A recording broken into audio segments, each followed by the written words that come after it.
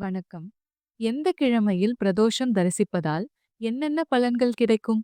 ஞாயிறு பிரதோஷம். சூரிய திசை நடப்பவர்கள் கண்டிப்பாக ஞாயிறு அன்று வரும் பிரதோஷத்திற்கு செல்ல வேண்டும்.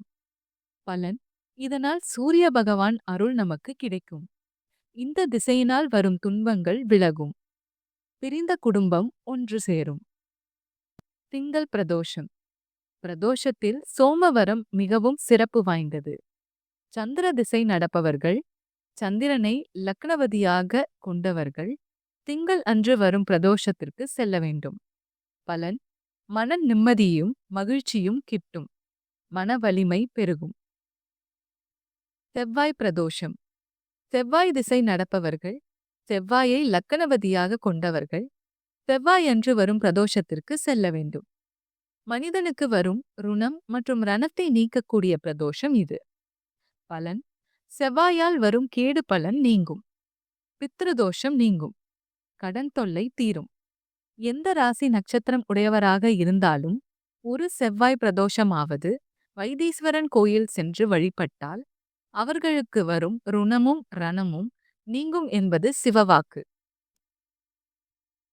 புதன் பிரதோஷம்.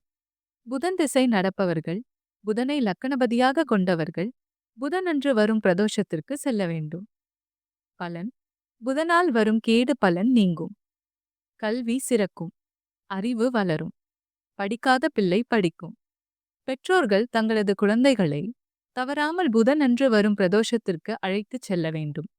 இதனால் அவர்கள் கல்வி சிறக்கும். தேர்வில் அதிக மதிப்பெண் பெறுவார்கள். வியாழன் பிரதோஷம். குரு பார்க்க கோடி நன்மை. குரு திசை நடப்பவர்கள், குருவை லக்கணபதியாக கொண்டவர்கள் வியாழன் அன்று வரும் பிரதோஷத்திற்கு செல்ல வேண்டும். பலன்: கிரக தோஷத்தால் ஏற்படும் தீமை குறையும். வெள்ளி பிரதோஷம். சுக்கிர திசை நடப்பவர்கள், சுக்கிரனை லக்கணபதியாக கொண்டவர்கள் வெள்ளி அன்று வரும் பிரதோஷத்திற்கு செல்ல வேண்டும். பலன்: உறவு வளப்படும். சகல ஐஸ்வர்யங்களும் கிட்டும்.